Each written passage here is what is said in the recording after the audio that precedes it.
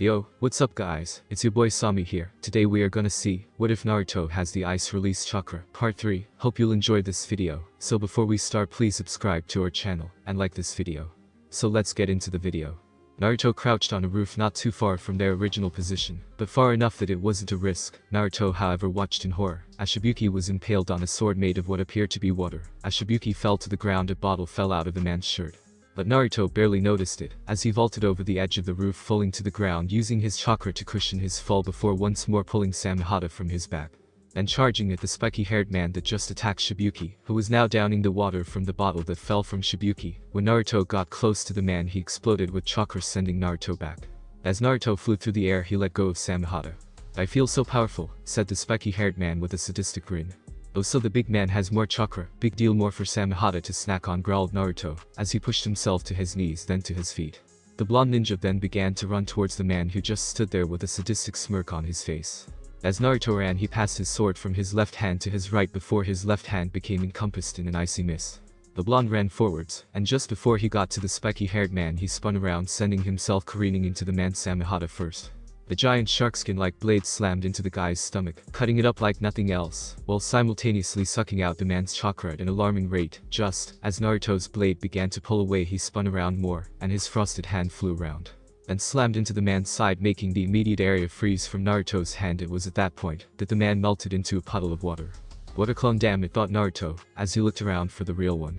"Naruto-kun, behind you came." The voice of a cane. Naruto spun around just in time for a fist to slam into his face, throwing the blonde into the ground. Naruto rolled to the side before jumping up, as a foot slammed into the ground where he had just been. "You quicker than I expected." "Well, no matter, I got you," declared the spiky-haired man with a smirk. Naruto narrowed his eyes, readying Samehada for whatever came next. The former Taki nin quickly pulled out a handful of kunai and shuriken, before throwing them at Naruto, who easily deflected them. Naruto interrupted, as the thrown weapons apparently turned around in the air, and shot back towards Naruto, hitting him in the back, making him stumble forwards right into a knee, courtesy of his opponent, once more throwing the blonde backwards. Naruto growled, as he landed glaring at the man who was smirking, holding up more throwing weapons, which were quickly thrown at Naruto. The blonde dropped to the ground, slamming his hands into the ground, palms flat, forming chakra chains that swiftly tunneled through the ground, and shot upwards in front of Naruto, a barrier forming between them, blocking the weapons. However, instead of bouncing backwards and falling to the ground, the weapons curved around the chains and continued onwards towards Naruto. The blonde rapidly backpedaled, jumping up, and leapt backwards as the weapons flew at him, quickly forming a half-tiger sign. Naruto held his hand out in front of him, barely forming a sheet of ice between him and the weapons before they buried themselves within the ice almost hilt deep.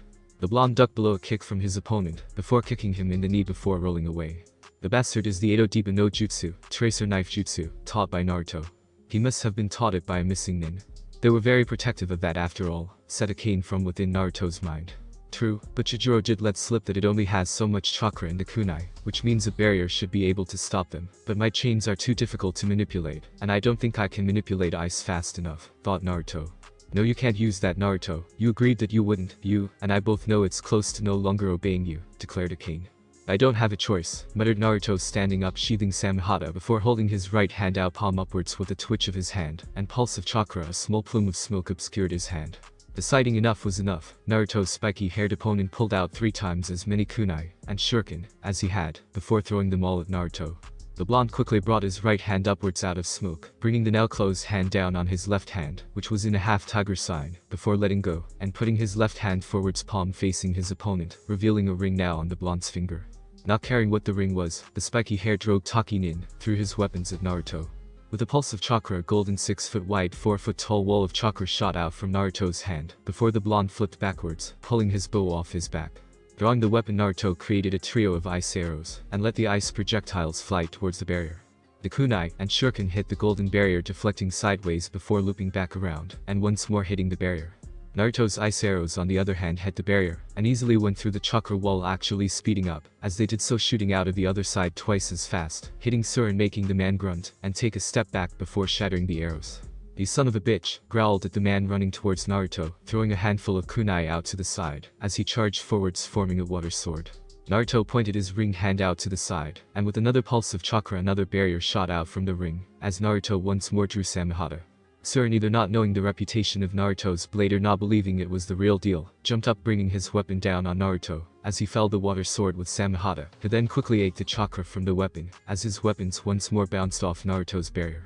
The spiky-haired man falling towards Naruto, who punched the man in the face, sending him back about 20 meters. "That hurt, you little shit," growled the man. "This will hurt a lot more." Hyoten Shimoburo, ice-style frost breath, called Naruto, spitting out a cloud of icy mist that flew towards the missing nin, who quickly jumped out of the way of the cloud. Kurigakure no Jutsu, hidden mist jutsu, called Naruto, brings in a cloud of mist around the two. "Well, aren't you full of surprises?" said the man, as he stood still trying to locate Naruto, quickly pulling out another handful of throwing weapons, before letting them fly into the mist. "Do you think the Kiranin's so stupid to allow one of there to cancel out another?" questioned the voice of Naruto, as 3 arrows of ice came flying out of nowhere at the back of the man, who turned just in time, and destroyed them with a kunai in hand. "Suiten Sukendan no, water-style water shark bomb jutsu," called Naruto from inside the mist, as a shark made entirely of water came flying out of the mist once more at the spiky-haired man, who jumped to the side avoiding the attack. Suiten no, water-style water bullet jutsu," called Naruto, spitting out a wave of water towards the spiky-haired man, who was hit in the gut by the technique, and shot back 20 meters, but got up, and shook off, making Naruto's attack look like nothing. "Fine, then try this on for size." Hyoten Heimburik no Jutsu, ice-style glacial dragon, called Naruto, creating a giant dragon out of ice. The flew towards the spiky-haired man, who jumped up over the head of the dragon, only to be hit in the chest with Samehada, which sucked out chakra from the hit. And, as the man fell towards the ground, Surin rolled to the side, and pushed himself into a flip, as Naruto's free hand lashed out in a claw-like strike with an icy mist-coated hand. Seeing as his attack missed, Naruto faded back into the mist. The spiky-haired former Taki nin growled, looking around him, before another volley of ice arrows came flying out of the mist towards the man, who quickly dodged around them, or at least tried to hit a pair of arrows, one in the chest, the other his thigh. Surin snarled, snapping the ice arrows, before pulling out as many kunai as he could, throwing them all around him, hoping to hit Naruto with at least one of them. However, Naruto wasn't a simpleton, and thus was easily able to avoid the weapons dropping to the ground. Naruto took very loud steps, his opponent quickly spinning around, and tossing a kunai at the blonde. Surin smirked, as he heard the sound of metal piercing flesh. The only problem was, as the mist parted to reveal Naruto with a kunai in his chest, the blonde in front of him fell to the ground, shattering into severe blocks of ice. Before Surin realized his mistake, Naruto, the real one, appeared from the mist, one hand holding Samehada, the other coated by an icy mist. Before Surin could blink, the blonde was upon him, slamming his open hand into the man's knee, freezing the joint solid. "Kami damn it," yelled at the man, as he landed on the ground. "Kami damn you indeed," said Naruto, spinning back around, and slamming Samehada into the frozen part of the limb once more, sucking out chakra, while also shearing the lower half of the missing nin's leg off. However, before he could scream, Naruto ran his weapon across the man's neck, ripping his throat out, spraying blood all over the place in the process. Naruto flicked the blood off his weapon before once more sheathing his sentient weapon. Naruto then walked over to the downed Shibuki, and pressed his fingers to the man's neck, not believing that he would find a pulse, but his eyes shot open when he felt a weak pulse from the man. "Samehada took my chakra. I need enough to be able to control precisely," said Naruto. The sword on his back began sucking out his chakra, leaving Naruto with no more than about an eighth of his original reserves. Naruto began to sweat, as his chakra vanished from his system. When he felt the right amount, he flipped through a short chain of hand signs before his hands glowed green, and he put his hands to Shibuki's chest over the open wound in his chest. It was at this point that Kakashi, Shino, and Ino showed up, all looking a little worse for wear, clearly having faced off against their various opponents. All three saw that the spiky-haired man was dead, and from the looks of it, Shibuki was too. But Kakashi looked at Naruto with shock clear on his face. "Naruto, you know medical ninjutsu?" questioned Kakashi, getting a nod from Naruto, who was concentrating on the man in front of him. Just as the last part of Shibuki's wound closed up, and he shot up taking a deep breath, Naruto fell to the side unconscious, as chakra exhaustion hit him like a truck. Just before he hit the ground, a blur came out of nowhere to catch him before his head hit the ground. "You did good, Nai-san, thank you," said Fu after catching her adoptive brother. Naruto's mindscape. Naruto appeared in his mind only to, the instant he became aware of himself, be slapped hard.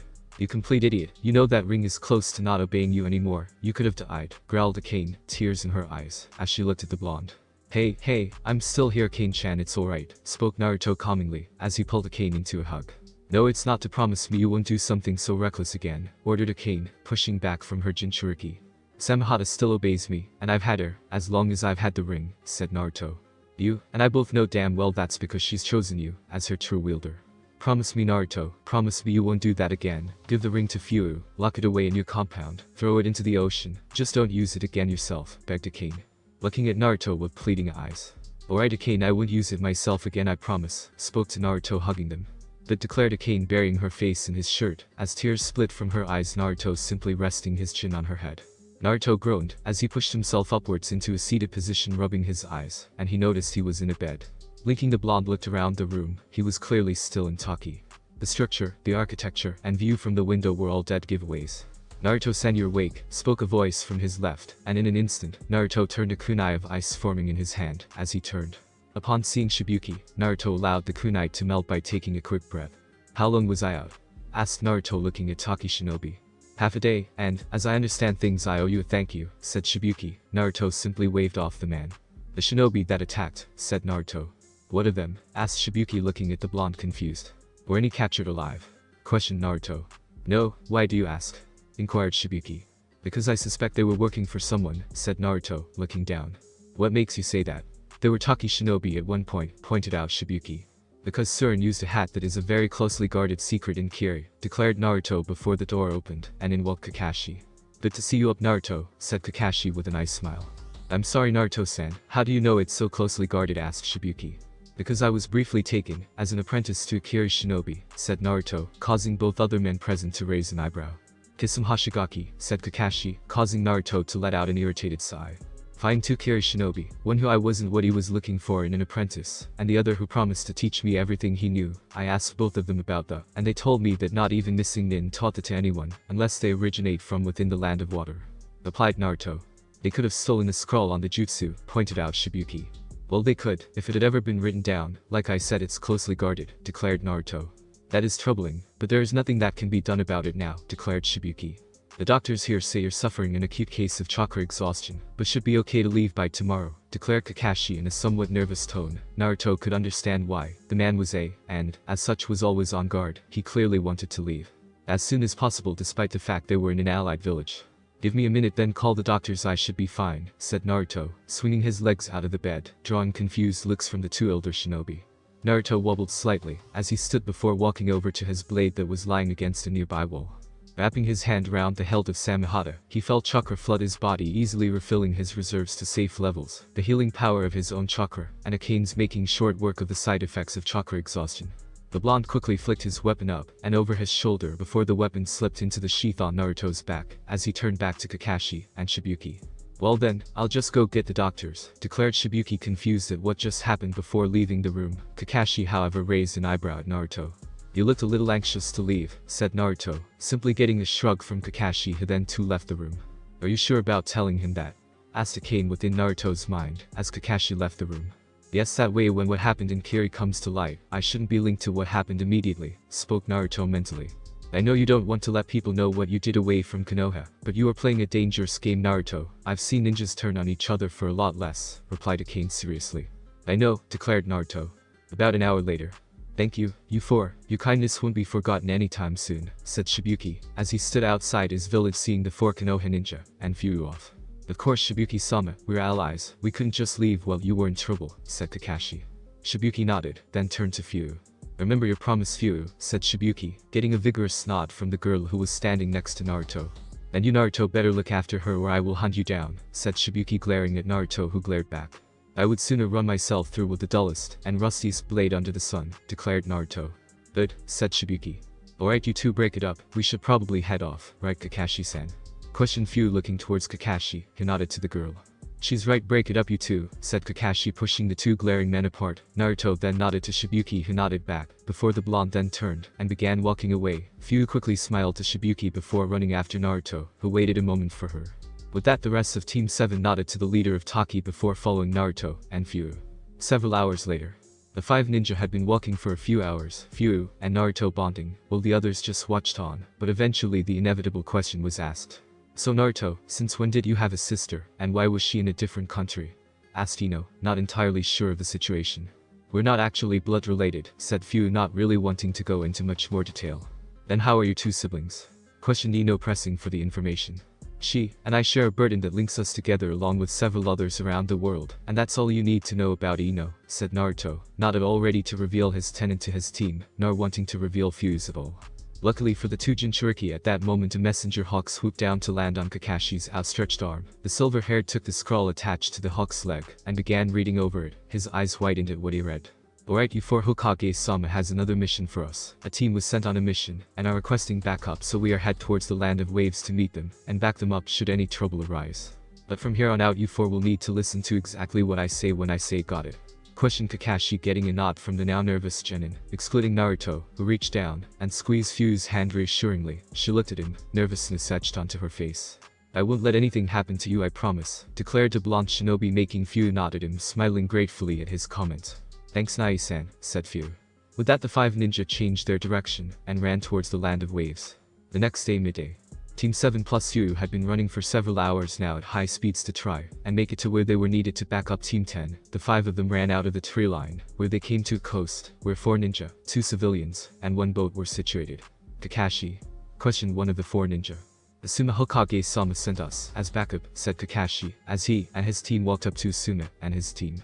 Please, as if any of you could help us, snorted Sasuke. What the hell is your problem? Growled Fu, glaring at the Uchiha.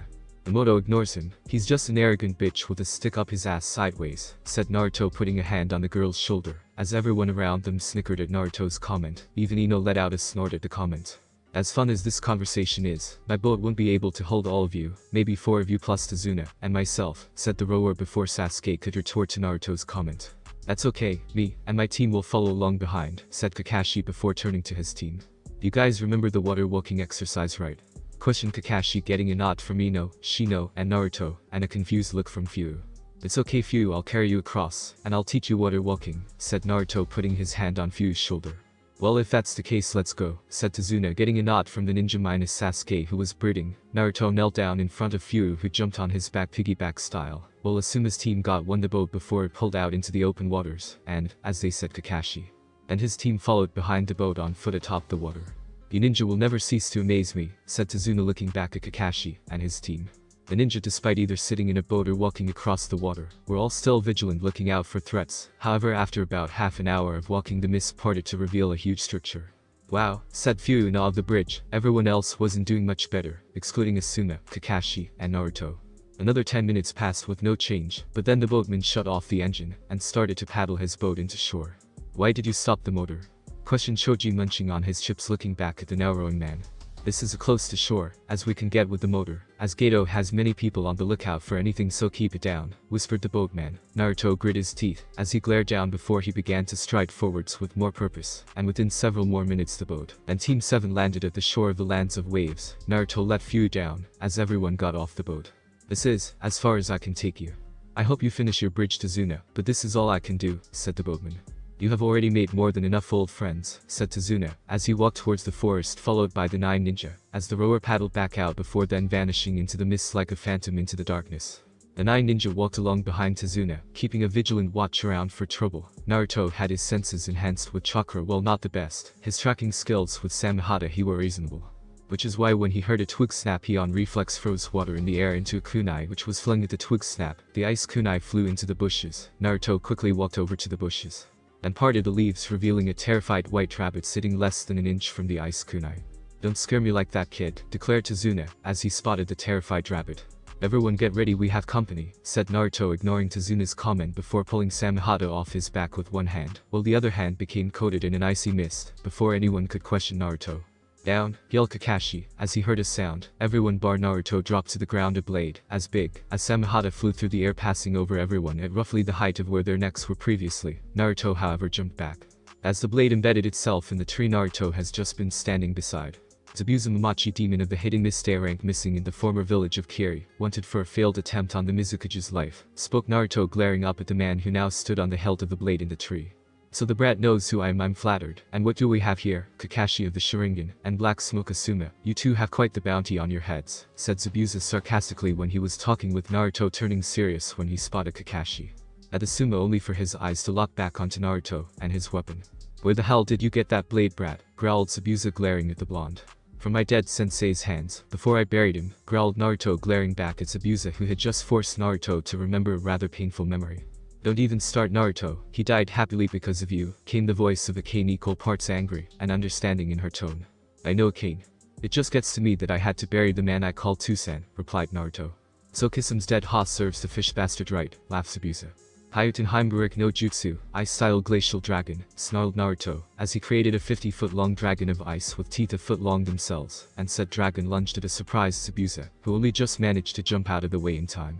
Don't you dare insult my Tusan, roared Naruto, as he began to leak a bubbly red chakra that began to form the rough shape of a fox.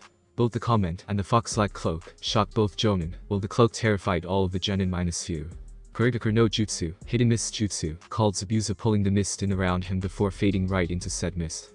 You think my Tusan didn't teach me this, Zabuza? You insult him, declared Naruto before he too faded into the mist, and a second later a sound of metal hitting flesh rung throughout the clearing, and both Zabuza and Naruto reappeared. Zabuza with a wound on his side from what looked like Samehada. Lucky shot, brat, growled Zabuza, holding the wound. If that was a lucky shot, then what's this? Growled Naruto, flipping through one-handed hand signs.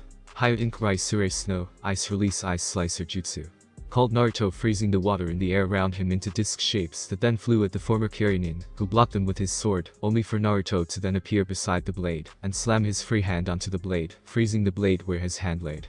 Naruto was kicked in the chest, and sent flying backwards towards the rest of the nin, but he blonde landed on his feet just in front of them, before bolting forwards once more, bringing his blade over his head, and slamming it down into the Zabuza's blade, as he blocked. As Samehada hit Kubikirabacho, where the ice had formed a crack in the blade spread to both sides of the butcher's cleaver, making Zabuza growl, and go to kick Naruto, who jumped back before Zabuza could.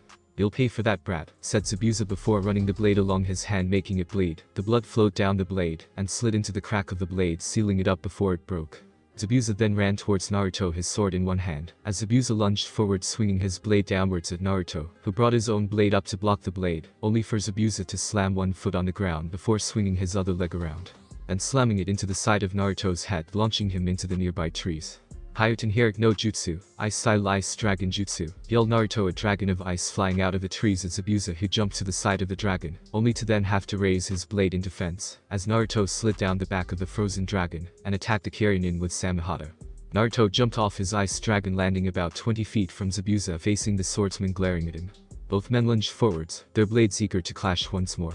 However, Zabuza jumped to the side, as a glowing kunai-like blade on the end of a chain flew at him. Zabuza narrowed his eyes at Naruto, seeing the chain coming from the boy's hand. Zabuza once more pushed off the ground, running forwards, flicking a trio of kunai into his open hand. Naruto narrowed his eyes, as Zabuza threw the kunai out wide, knowing what the man was planning didn't help his situation, as Naruto was forced to bring his blade up to block Zabuza's own weapon. Thankfully, as the kunai curved around, and flew back towards Naruto, the glacial dragon moved behind Naruto, taking the kunai hits. Naruto pushed Zabuza's blade to the side before spinning around the man, and leaping a small distance away from the swordsman. The two sword-wielding shinobi stood opposite each other, glaring. As a cool wind blew between them, they launched from the positions forward, swinging their blades around with an arm each. When the two reached the center of the clearing, their blades once more clashed. Naruto, using the blade lock to his advantage, lunged forwards, fingers curled into a claw-like shape. He struck Zabuza in the gut with his mist-coated hand. Son of bitch, growled Zabuza, jumping back and clutching the wound, as he felt the temperature of the area around the wound drop. Naruto, there's someone else in the area, came the voice of a king. Where? Questioned the blonde, looking around. In the trees at 10 o'clock, declared a king. Naruto's eyes locked onto the position, but then was forced to block a strong downward swing of Zabuza. Naruto mentally shaped his chakra, as before a chain shot out from his back into the ground, Zabuza jumping away just in time, as the pointed end of the chain burst from the ground beneath the man. Hayuten Shimoburo, Ice-style Frost Breath, called Naruto, spewing out a cloud of ice that flew towards Zabuza, who quickly jumped out of the way of the attack before jumping, and slammed his blade down on Naruto, who quickly disappeared, and was replaced with a leaf. Where the hell are you, brat? Snarled Zabuza, looking around, declaring. It was only Zabuza's experience, as a ninja, that saved him. As Naruto flew at Zabuza from a high tree branch, Zabuza ducked under the genin's foot, and, as Naruto sailed over him, the former Kyorinin shot his own foot up, hitting Naruto in the gut, making the boy flip backwards. Luckily, Naruto flipped far enough to land on his feet, and once more lunge at the mist nin. Suiden Surikta no, water-style water dragon jutsu, called Zabuza, as Naruto began to lunge, sending a dragon made of water from the nearby lake towards the blonde. Naruto swung his blade down, hitting the dragon, as it flew towards him. And the second the water touched Samehada, all of the chakra was sucked out of the attack, making the water drop to the ground in a puddle. Naruto then bolted forwards, his free hand once more becoming coated in an icy mist. Zabuza swung his sword down on Naruto, who blocked the blade with his own, and using his forward momentum he slipped into Zabuza's guard, and slammed his free hand into Zabuza's gut, making the immediate area freeze. Naruto once more appeared before Zabuza, who could do nothing before he was kicked in the stomach, sending him flying backwards, pumping chakra into his back, being the only thing that saved his back from snapping, as his back hit a tree behind him. "Who are you?" questioned the now semi-delirious Zabuza. "Naruto Uzumaki Yuki, second monster of the mist, and you're going to die by my hands," declared Naruto, about to attack the man once more, only for a pair to fly out of the tree line, where Kane pointed out a Chakra's signature earlier. "I thank you for tiring him out. He was a most tricky capture," declared a voice from behind Naruto. The boy turned around to see a person who looked to be about his age wearing a Kiryushu Anbu mask, and the standard Kurigakure pinstriped outfit which stopped at their knees. Over this they wore a green haori with white trimmings, and around their waist a brown sash with a fringe trail wrapped around his waist twice. The hunter nin also wore light brown platoon sandals with straps in the same color as their kimono, and nail polish on his fingernails, and toenails in matching blue-green color. The person's long hair was gathered in a white bun holder, while 2 locks of their hair fell loose, framing the person's masked face, bound with metal hair cuffs at the ends. Had Naruto not caught her scent, would have no idea as to the gender of the newcomer. Naruto knelt down and checked Zabuza for a pulse. Finding none, he once more turned around to face the nin.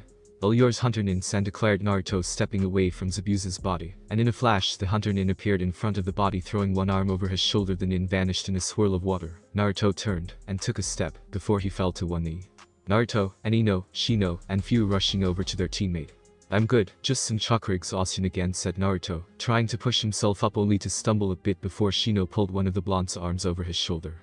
"Thanks, Shino," muttered Naruto, looking at the Abura mare, who simply nodded in response. "How far is your house in Tazuna?" questioned Asuma, looking back at the man. "Not far, just on the other side of town," declared the bridge builder. "Alright, we better get going," said Kakashi, getting a nod from everyone else before the lot of them began walking towards Tazuna's house, Sasuke silently glaring at Naruto the whole way. "We find ourselves within the forest surrounding the land of waves. Deep within these trees we find a hideout, housing one bedridden Zabuza Mamachi. The swordsman was currently grumbling about being beaten by a genin, as his adoptive daughter Haku made a salve to help his wounds heal, not that it would do anything for his wounded pride. "Oh, stop your complaining, you big baby. He said he was trained by Kisum until he died. He obviously isn't a normal child," spoke Haku, walking into the room. "That he isn't," declared a distinctly male voice from behind Haku, instantly drawing the young girl's attention along with that of Zabuza, both of them drawing weapons, and instantly throwing them at the intruder. However, the red-haired man simply drew his demonic-looking katana, and deflected the weapons before once more sheathing his weapon. "That was unnecessary," declared the man, crossing his arms, and leaning on the doorframe. "What do you want?" demanded Zabuza, glaring at the man. Well, I would like to rip your head from your shoulders for bringing up horrible memories for my nephew. I will instead settle for informing you that you have been called back to Kiri by the god Ain Mizukage, and pardon of all crimes. But before you leave, I must ask you to give Kubikirabacho to me," and spoke to the man pushing himself up from the doorway. "How stupid do you think I am?" asked Zabuza, narrowing his eyes at the man. The red-haired man rolled his eyes before reaching into his jacket, causing both Kiri Shinobi to tense, only for the man to pull out a scroll and chuck it to Zabuza, who curled a brow at the missive before opening it. As Zabuza's eyes traveled further and further down the scroll, they became wider and wider until he dropped the scroll in complete shock. "Zabuza-sama," exclaimed Haku, quickly moving to her master's side. "We can go home, we can finally go home," muttered the man, not even hearing Haku before she too quickly picked up the scroll and read it, her own shock matching her master's. "Why is he giving you my sword?" asked Zabuza, narrowing his eyes at the red-haired man.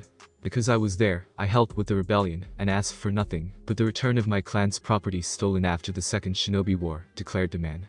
"The Kubikirabacho being one of the things stolen from the Uzumaki," muttered Zabuza, looking down. "Catch," said the red-haired man, making Zabuza look up, catching a scroll thrown to him. "What's this?" asked the bedridden swordsman.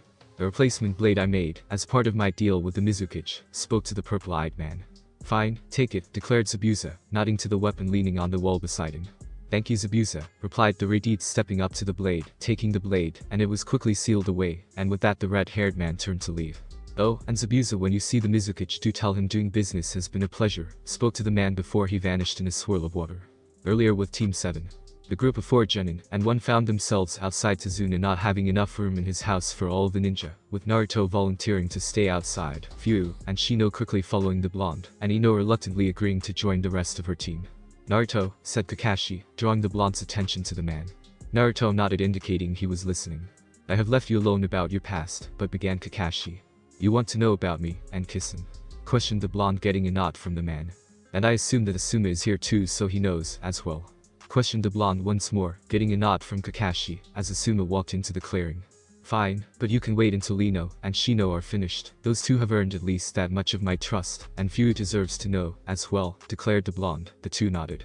After about 5 minutes, when the 3 members of Team 7 had set up their tents while Naruto explained to Asuma he didn't need one, when the blonde noted the confused look on John's face.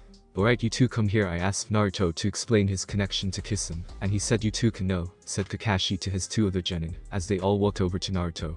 Alright, you might want to sit down. This isn't exactly a short story, said Naruto. It all started about 3.5 years ago, declared Naruto looking at the ground. Flashback.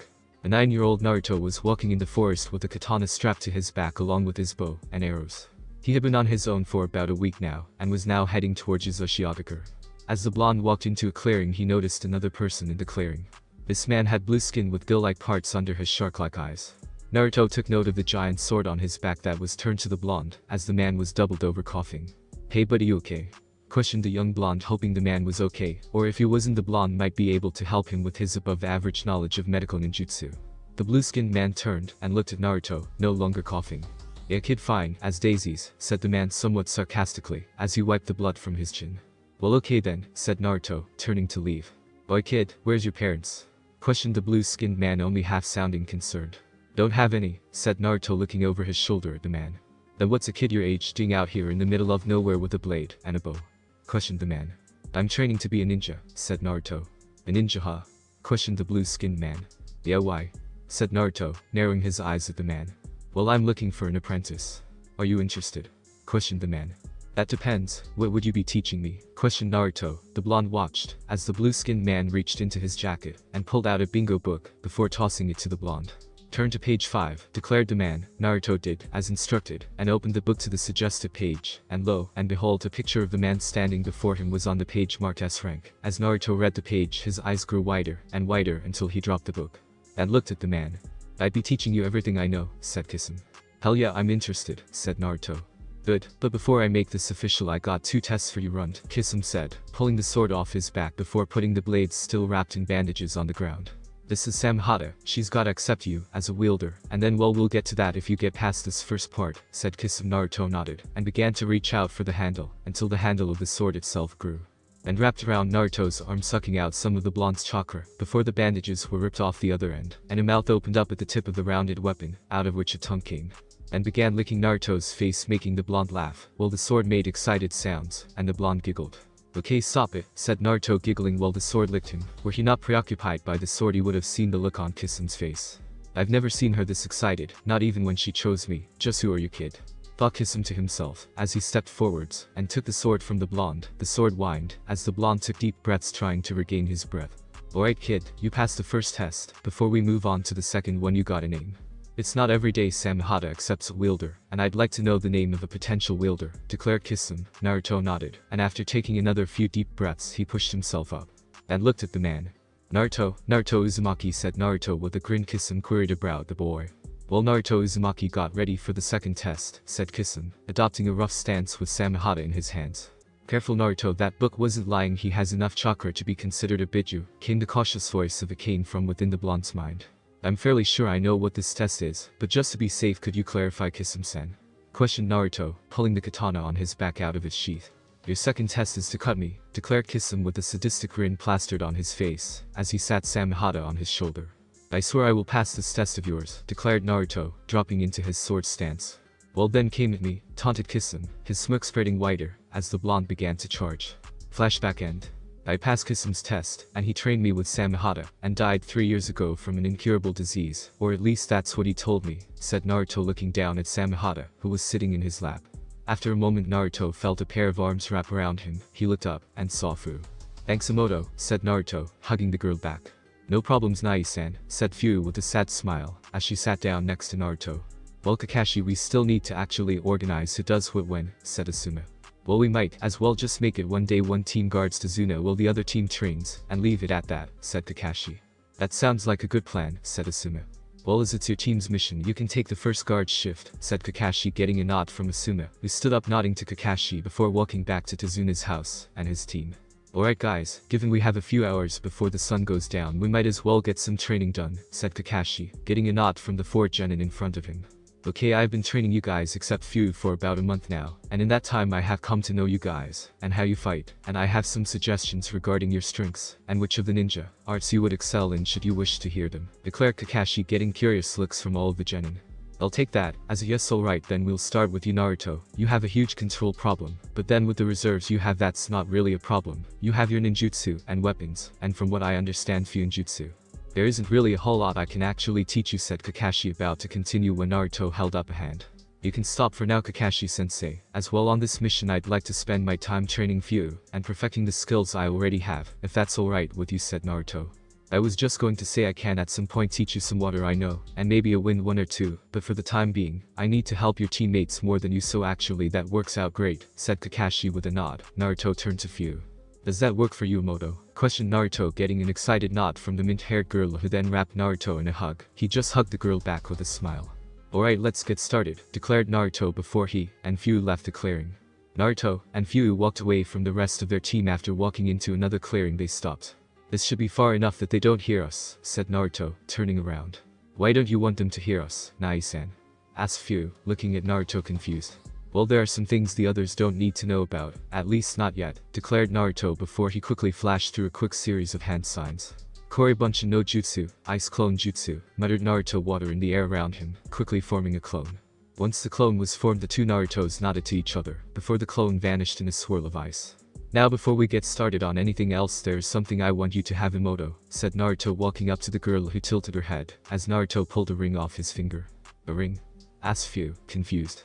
Not just any ring, Fu-chan, this is one of my clan's relics, all sentient to a degree, having had souls sealed into them, and very powerful, but all with possible drawbacks. This one is called the Ring of Defiance. Now it may sound ominous, but this is one of the lower tier relics, so the drawback is life-threatening, but still avoidable, spoke Naruto. Life-threatening? Questioned Fu, becoming scared.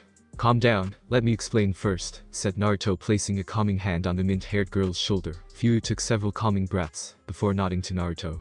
Alright, to start with, the drawback will only happen if you use the power too much, and you lack compatibility with the ring. Like Samihata, she is another of my clan's relics, but I have perfect compatibility with her, so I can use her all I like. The drawback will never happen, continued Naruto, getting a shocked look from Fu, as she glanced at the sword on her brother's back. Now the ring, the power of this ring is a defensive one. You may have seen me creating barriers in my fight with Surin, declared Naruto, getting a nod from Fu. Is it the power barrier? Asked Fu curiously. Yes, and no, yes, it does revolve around the barriers, but there's more to it than simply manipulating barriers. The Ring of Defiance grants the user the ability to create powerful barriers capable of stopping tidal waves. But the most impressive power of the ring is that the barriers it creates have two differing effects based on which side of the barrier is hit by something, spoke Naruto, looking to Fu, who seemed enthralled by what he was saying.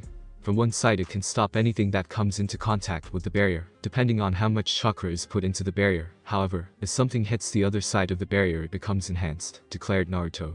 How so? Asked Fu, confused. Well, for example, if a kunai were to hit it at a normal speed, the speed could be doubled, tripled, even quadrupled. But if a fire were to hit the same side, the flame's intensity and heat could be driven up, explained Naruto. Wow, that sounds amazing, Fu said in awe of the power Naruto was simply giving her. It is, however, before I give you this ring you need to know of the possible drawback that comes with it, began Naruto somewhat ominously. What can happen? Asked Fu. If the ring gets to the point of not obeying you, the sides of the barrier will be inverted with no way for you to counter the inversion, like trying to make the barrier opposite to how you actually want it. So if the ring were to stop obeying you in the middle of combat, and you used it to block an incoming, spoke Naruto, it would instead be enhanced, completing Fu, getting a nod from Naruto. That could be harmful, said Fu nervously. It can be, but don't worry, even with minimal compatibility you should have several months before it stops obeying you, declared Naruto, getting a nod from Fu, as she took the ring. Also, if possible, I would prefer it if you didn't use this in front of Kakashi-sensei, said Naruto. Why? Asked, completely confused. The thing is, I got that ring from one of my previous sensei, who retrieved it from the temple where it resided, but he wasn't the only one who wanted it, said Naruto. Kakashi-sensei, Fu said, trailing off, as Naruto shook his head. Not him specifically. Konoha, or at least someone in Konoha, wanted it, so they sent a team of ninja to retrieve it. Kakashi was the leader of the team, and the only one to return not crippled. Arashi, my sensei, is wanted by Konoha for ending the carriers of 2 ninja from that team, and ending the life of the 3rd member, declared Naruto. Thanks for watching my video. Leave a like if you enjoyed my video, and also do consider subscribing to my channel for more awesome content. See you next time. Till then, sayonara.